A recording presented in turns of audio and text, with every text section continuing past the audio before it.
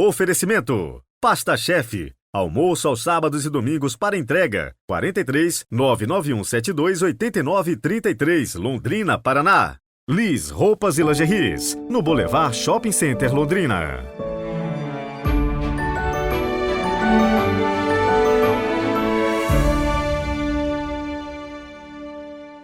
Senhor, ensina-nos a rezar. O discípulo que faz este pedido deve ter se encantado observando o Mestre Jesus, muitas vezes em diálogo íntimo com o Pai. Por isso pede uma das lições mais importantes da vida: vencer as barreiras do divino e humano e deixar-se tocar pelo sagrado. Isto é oração. No Evangelho desta quarta-feira, 11 de outubro de 2023, Jesus ensina aos seus discípulos e a nós a oração do Pai Nosso.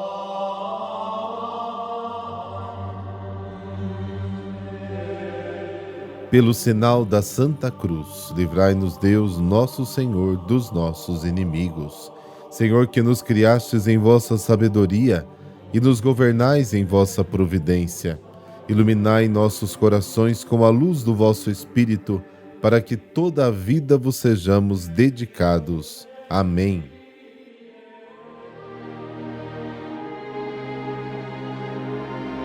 Lucas, capítulo 11, versículos de 1 a 4.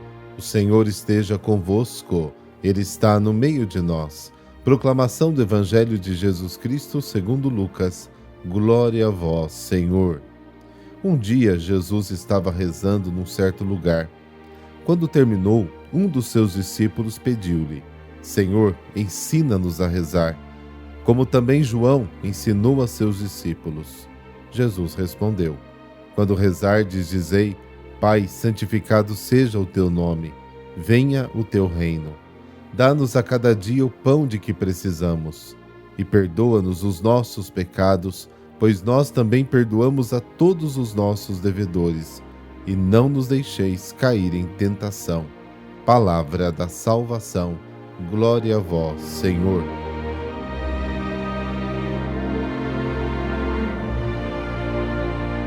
A pergunta do discípulo é estranha, porque naquela época as pessoas aprendiam a orar desde cedo.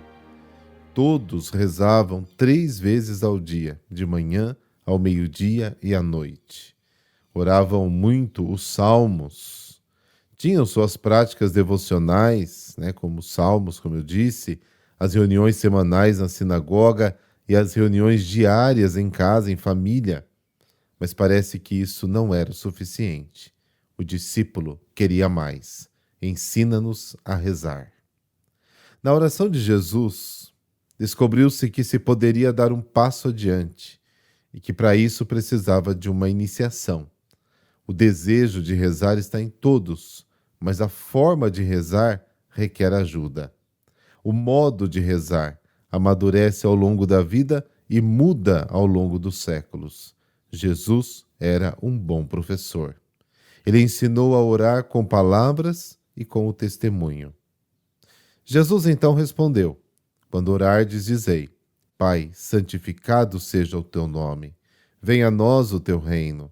Dai-nos o pão nosso de cada dia, todos os dias, e perdoa-nos os nossos pecados, para que também nós perdoemos todos os nossos devedores, e não nos deixeis cair em tentação.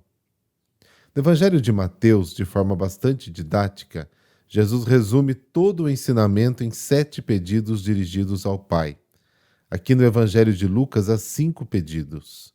Nestes 5 pedidos, Jesus retoma as grandes promessas do Antigo Testamento e pede ao Pai que nos ajude a cumpri-las. Os 3, ou os 2 primeiros, nos falam da nossa relação com Deus, e os outros 4 ou 3 nos falam da relação entre nós. Pai Nosso. O título expressa um novo relacionamento com Deus. Pai é a base de toda fraternidade, porque Ele é nosso Pai, todos nós somos irmãos. Santificar o nome de Yahvé, eu sou ou eu estou, é o Deus conosco. Deus se deu a conhecer por este nome, como está em Êxodo capítulo 3. O nome de Deus é santificado quando usado com fé e não com magia, quando é utilizado de acordo com o seu verdadeiro objetivo para a libertação do povo e para a construção do reino. Venha o teu reino. O único Senhor e Rei da vida humana é Deus. Isaías 45, 46. A vinda do reino é o cumprimento de todas as esperanças e promessas. É a vida plena, a superação das frustrações sofridas pelos reis e governos dos homens. Este reino será cumprido quando a vontade de Deus for feita integralmente. O pão nosso de cada dia. No Êxodo, todos os dias o povo recebia o maná do deserto. Êxodo 16. Jesus nos convida a fazer um novo êxodo, uma nova forma de sermos irmãos e irmãs na partilha do pão, da vida, da fé. Perdão das dívidas. A cada 50 anos, o ano jubilar obrigava todos a perdoar as dívidas. Era um novo começo, Levítico 25. Jesus anuncia um novo ano jubilar, um ano da graça do Senhor, Lucas capítulo 4. O Evangelho quer recomeçar tudo em nós.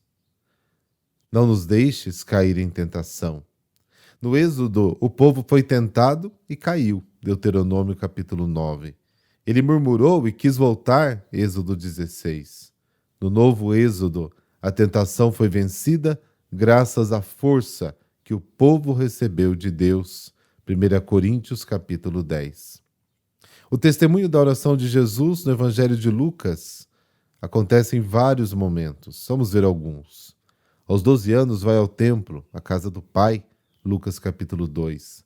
Quando é batizado e assume a missão, ele reza, Lucas capítulo 3. Quando começa a missão, passa 40 dias no deserto, em oração e jejum, Lucas capítulo 4. Na hora da tentação, confronta o diabo com os textos da Escritura, também Lucas 4. Aos sábados, Jesus participa nas celebrações nas sinagogas. Procura solidão no deserto para rezar, Lucas 5, 9. Na véspera da escolha dos 12 apóstolos, passa a noite em oração, Lucas 6. Reza antes das refeições, Lucas 9. E também, antes de expor a realidade e falar da sua paixão e morte, ele também reza. Na crise, sobe ao monte para rezar e é transfigurado enquanto reza, Lucas capítulo 9. Quando o evangelho é revelado aos pequenos, ele diz, Pai, eu te dou graças. Ele entra em oração com o Pai, Lucas capítulo 10. Ao rezar, desperta nos apóstolos a vontade de rezar, Lucas capítulo 11. Reza por Pedro, para que a sua fé não desfaleça, Lucas capítulo 22. Celebra a ceia pascal com os seus discípulos. No Horto das Oliveiras, ele reza enquanto sua sangue. Na angústia, pede aos amigos que rezem com ele. Tudo isso, Lucas 22. E no momento de ser pregado na cruz, pede perdão aos malfeitores. Lucas 23. Na hora da morte, ele diz, em tuas mãos entrego o meu espírito. Jesus morre proferindo o clamor dos pobres. Lucas, capítulo 23.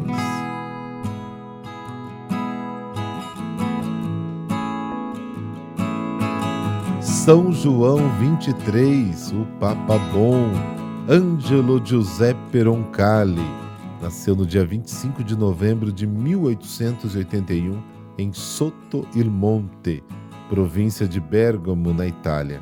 Passou a infância na cidade natal, crescendo numa família rural de origens humildes. Em 1892 entrou no seminário de Bergamo. Em 1895 começou a escrever as Notas Espirituais, que depois fariam parte do Giornale della Anima. Em 1900 foi enviado a Roma, onde se formou em teologia. Em 1904 recebeu a ordenação sacerdotal.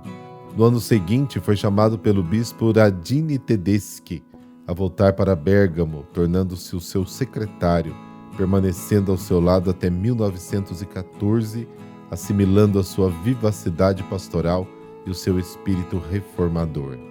Depois da experiência da guerra, tornou-se diretor espiritual no Seminário Maior. Em 1921, transferiu-se para Roma, a fim de desempenhar o cargo de presidente do Conselho Central da Obra da Propagação da Fé. No dia 13 de março de 1925, Pio XI o nomeou visitador apostólico na Bulgária. Recebeu a ordenação episcopal no dia 19 de março do ano seguinte, escolhendo como lema Obediência et Pax. No dia 17 de novembro de 1934, tornou-se delegado apostólico na Turquia e Grécia. No dia 23, administrador apostólico do Vicariato de Constantinopla. Depois, no dia 23 de dezembro de 1944, foi transferido para a França, onde foi núncio apostólico durante 8 anos. Na conclusão do seu mandato, no dia 12 de janeiro de 1953, Pio XII o criou cardeal e 3 dias depois o nomeou patriarca de Veneza.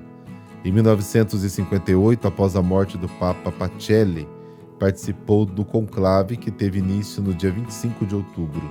Já com 77 anos, depois de 11 escrutínios, foi eleito Papa na tarde do dia 28, com uma escolha que foi interpretada no sinal da transição no final do longo e difícil pontificado do Papa Pacelli. 3 meses depois, no dia 25 de janeiro de 1959, na Basílica de São Paulo, fora dos muros, surpreendeu todos anunciando a intenção de convocar um concílio ecumênico para a Igreja do mundo todo, manifestando também a vontade de proclamar um sínodo diocesano para Roma e de atualizar o Codex Iuris Canonici. Foi uma decisão inesperada e clamorosa, que suscitou uma repercussão vastíssima na opinião pública e orientou de modo preeminente todo o seu pontificado. São João XXIII se mostrou profundamente radicado na dimensão pastoral e episcopal do serviço papal. Em 5 anos, multiplicaram-se as visitas e os encontros com os fiéis de Roma. Além disso, consolidou-se a internacionalização do colégio cardinalício e valorizou-se cada vez mais o papel dos episcopados locais. São João XXIII dedicou também à paz e a sua 8ª e última encíclica, Pacem Terris, publicada em abril de 1963. Precisamente naqueles meses, as suas condições de saúde agravaram-se repentinamente devido ao aumento do tumor que lhe tinha sido diagnosticado em outubro precedente. Faleceu na noite do dia 3 de junho de 1963. No dia 18 de novembro de 1965, durante a última fase do concílio, o Papa Montini anunciou o início da causa de beatificação. Foi proclamado beato por João Paulo II, no dia 3 de setembro do ano 2000. São João XXIII, homem dotado de extraordinária humanidade, procurou derramar sobre todos, com sua vida, suas obras e o seu supremo zelo pastoral, a abundância da caridade cristã e promover a união fraterna entre os povos. Particularmente atento à eficácia da missão da Igreja de Cristo no mundo, convocou o Concílio Ecumênico Vaticano II. Ao modelo do bom pastor, tu foste à tua semelhança um Papa bom. Cuidai do nosso atual pastor, assim como dos bispos e dos líderes religiosos. Conduzi cada um deles, cada um de nós, à santidade e à bondade como eficácia pastoral. Amém. Abençoe-vos o Deus Todo-Poderoso, Pai, Filho e Espírito Santo. Amém. Boa quarta-feira para você e amanhã a gente se encontra. Até lá!